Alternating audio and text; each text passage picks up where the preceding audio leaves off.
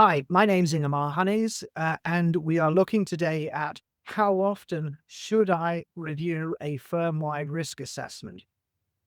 I'm the lead consultant at Hunnings Consultancy, and we help law firms with running their businesses, all the stuff around that. And I have with me today Lana Velkov, who is one of our consultant experts on anything to do with compliance, specifically down this area of AML and risk assessments and such like. So, Lana, can I turn to you? How often should I review my firm-wide risk assessment? The firm-wide risk assessment should be updated annually.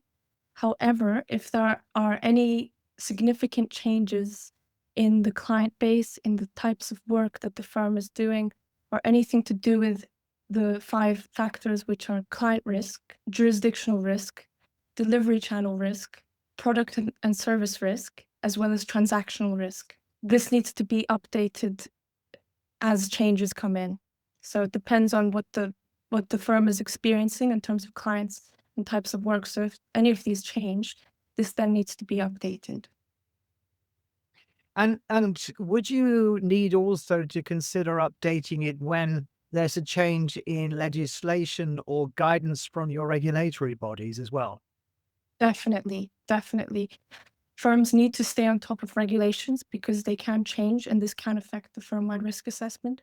The SRA publishes guidance which sometimes can update perceived levels of risk in certain categories. So they need to be mindful of the changes and update the risk assessment as is fit. And it makes me think also with regard to changes with sanctions legislation or criteria, given that we live in such an uncertain world at the moment. And so, how would they evidence the fact that they've updated that? What sort of things does the SRA like to see as evidence of an update? The SRA likes to see a revision within this. They like to see that the firm-wide risk assessment was drafted at a certain date, and they then like to see what the next date was when it was updated. And this is actually found at the last page of the SRA firm-wide risk assessment template. They have a table that firms should use, the money laundering reporting officers should be using to state their name and when a revision took place. Oh, very good. Okay. And it's probably wise to have the older versions so that you can show the changes you made. Um, yes. So, well, thank you very much, Lana. So we do help firms with the process of getting their firm-wide risk assessment up to date and compliant. It's very much an interactive thing, something you need to do by reference to the firm. It can't be a general sort of thing.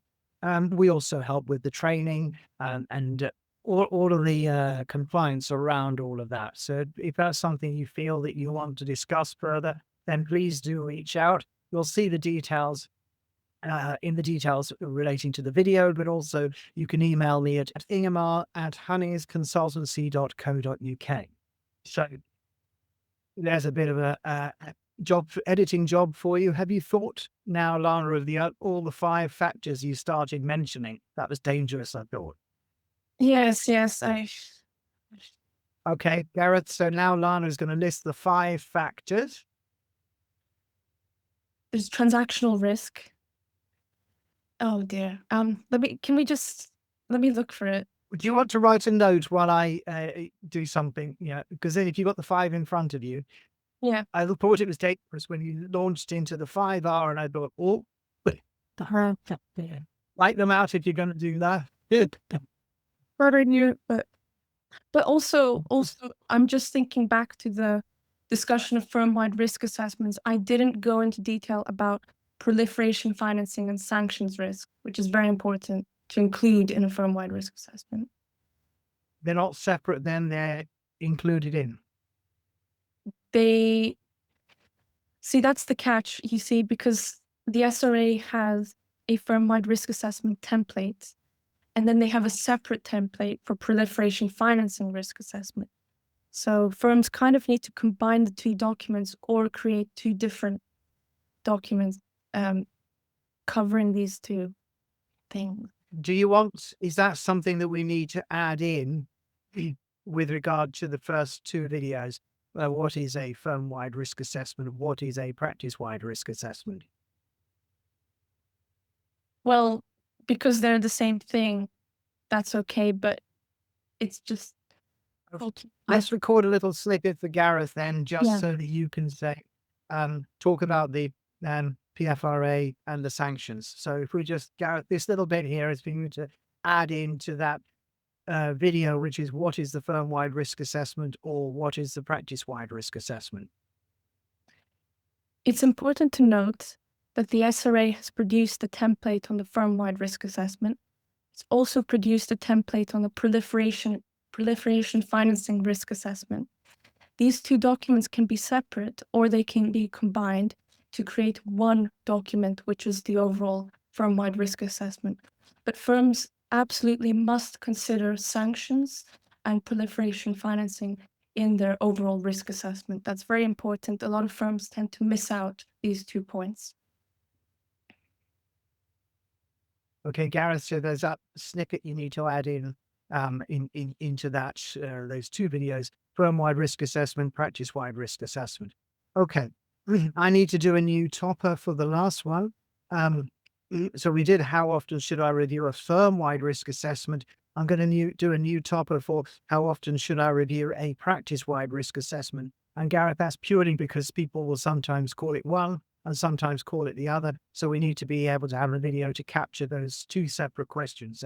Purely me doing a topper, whilst that, Lana thinks of the 5 points that she needs to re-record. Hi, my name's Ingemar Hunnings, and we're looking at answering the question of how often should I review a practice-wide risk assessment.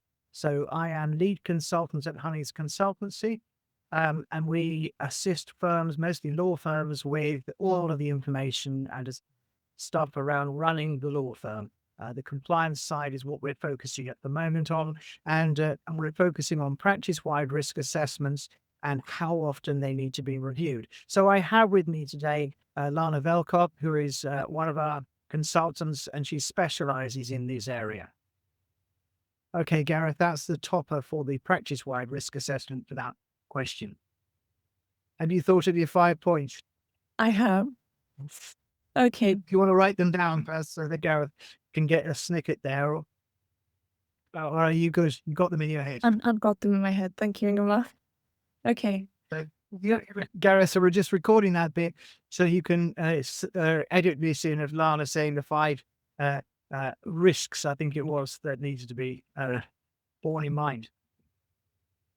The 5 risk categories of a firm-wide risk assessment are client risk, jurisdictional risk, delivery channel risk, product and service risk, as well as transactional risk.